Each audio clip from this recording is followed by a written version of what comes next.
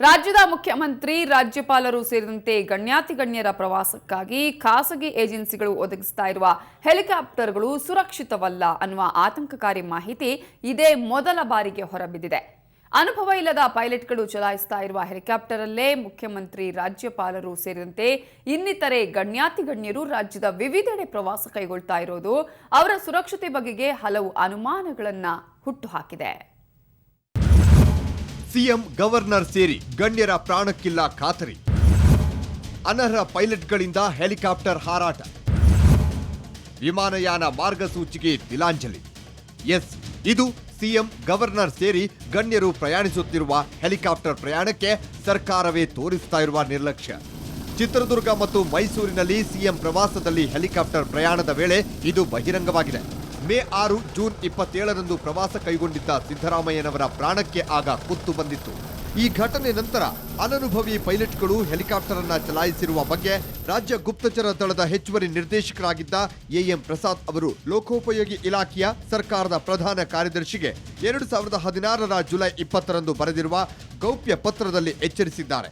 ನಾಗರಿಕ ವಿಮಾನಯಾನ ವಿಭಾಗ ರೂಪಿಸಿರುವ ಮಾರ್ಗಸೂಚಿಗಳನ್ನು ಕಡ್ಡಾಯವಾಗಿ ಪಾಲಿಸಲು ತಕ್ಷಣ ಕ್ರಮ ಕೈಗೊಳ್ಳಬೇಕು ಎಂದು ಪತ್ರದಲ್ಲಿ ಸೂಚಿಸಿದ್ದಾರೆ.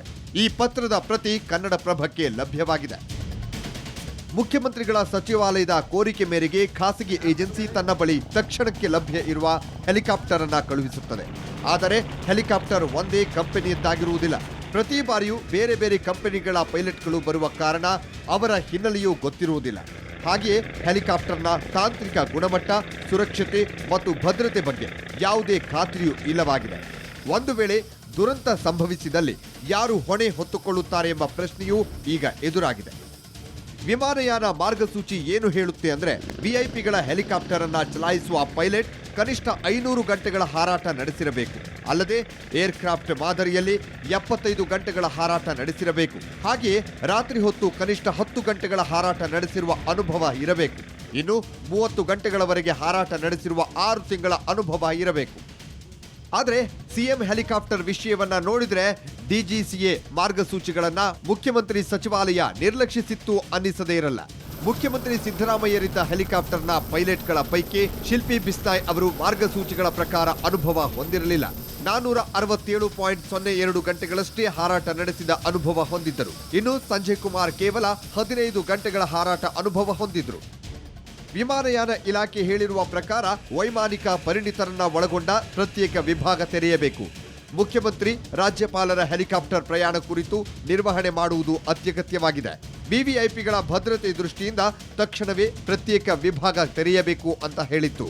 ಆದರೆ ರಾಜ್ಯ ಸರ್ಕಾರ ಹೆಲಿಕಾಪ್ಟರ್ ಪ್ರಯಾಣಕ್ಕೆ ಪ್ರತ್ಯೇಕ ವಿಭಾಗವನ್ನೇ ತೆರೆದಿಲ್ಲ. ಒಟ್ಟಿನಲ್ಲಿ ಸಿಎಂ, ಗವರ್ನರ್ ಸೇರಿ ರಾಜ್ಯದ ಗಣ್ಯರ ಹೆಲಿಕಾಪ್ಟರ್ ಪ್ರಯಾಣದ ಬಗ್ಗೆ ಭಾರಿ ನಿರ್ಲಕ್ಷ್ಯ ವಹಿಸಿರುವುದು ಬೆಳಕಿಗೆ ಬಂದಿದೆ. ಸಿಎಂ ಸಿದ್ದರಾಮಯ್ಯನವರಿಗೆ ಇದು ಸ್ವತಃ ಅನುಭವವಾಗಿದೆ. ಆದರೆ ರಾಜ್ಯ ಸರ್ಕಾರ ಇನ್ನೂ ಎಚ್ಚೆತ್ತುಕೊಳ್ಳದೆ ಇರುವುದು ಮಾತ್ರ ವಿಪರ್ಯಾಸ. ಜಿ ಮಹಂತೇಶ್, ಸುವರ್ಣ ನ್ಯೂಸ್.